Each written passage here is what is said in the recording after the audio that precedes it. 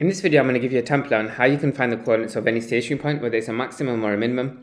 Now, this one specifically talks about a minimum point, and in order to sort of establish where it is, well, if we drew a tangent at that point, I'm sure you're aware or you've heard that dy dx, it gives you the gradient of a tangent at any point. And at the minimum point, it's what we call a stationary point, where the dy dx, the gradient, would be equal to 0.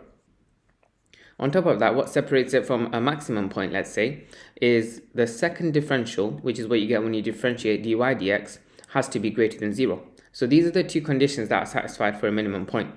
So our first goal is to get dy dx by first expanding this out and then differentiating it, make it equal to 0, and then later on test what value of x that makes this expression equal 0 actually gives you a minimum. So let's take it step by step. We first need to put y in a format where we can sort of differentiate it. So x times x squared is x cubed, and then we have minus 3x squared. I'm sure you guys know how to expand this out, but you just do every term in each bracket multiplied by every term in the other bracket.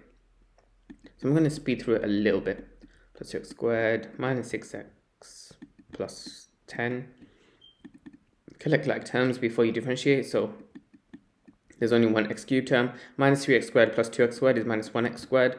5x minus 6x is minus 1x. And then we have plus 10. And then now that we've got y, we need to find dy by dx.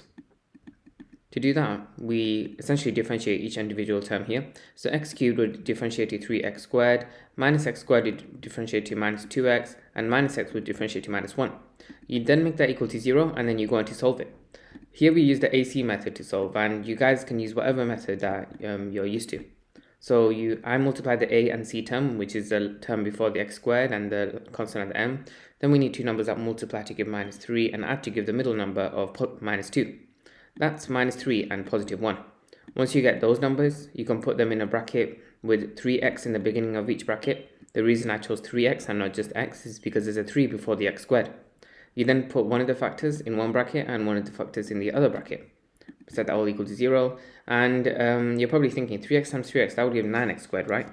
Well, that's where you simplify each term. You don't have to do it when you're solving, but we might as well. Now, when you're simplifying the first term, you can divide each term by 3 to get x minus 1. When you're simplifying the second term, you sort of just leave it as it is, because you can't really divide by any specific number. Now, the left-hand side is equal to 0 only when the first bracket equals 0, which is when x is equal to 1, or when x is equal to minus a third. But which of these gives a minimum point? That's where we now move on to step number 2. We need to find d squared y over dx squared, which is what you get when you differentiate this expression. And let's go from there. Sorry, I'm speaking quite fast. Now, when you differentiate dy dx, 3x squared will differentiate to 6x, minus 2x will differentiate to minus 2.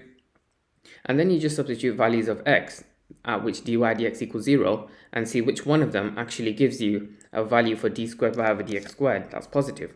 For example, when x is equal to 1, we get 6 lots of 1 minus 2 is equal to 4. And that's greater than 0, so that means that when x equals 1, not only is it a stationary point, but it's a minimum point specifically, because d squared y over dx squared is bigger than 0. On the other hand, if your x coordinate is like minus a third, so let's put that in. 6 lots of minus a third minus 2 would be minus 2, so that's equal to minus 4. That's now less than 0. That means that when x is equal to minus a third, d squared y over dx squared is less than 0, which would then result in a maximum point instead. Now that we've got the x coordinate of the minimum point, we can put that into the equation of the function. So 1 plus 2 is 3, and then 1 take away 3 is minus 2, plus 5 is 3. 3 times 3 is 9, so that means the y coordinate is 9. And that's it. That's your final answer to this question. I spoke very fast there. Please play back at 0.75 times speed if you need to, but yeah, hopefully that simplifies everything. Be sure to leave a like if the video did help and subscribe. I'd appreciate it a lot. Thanks for watching.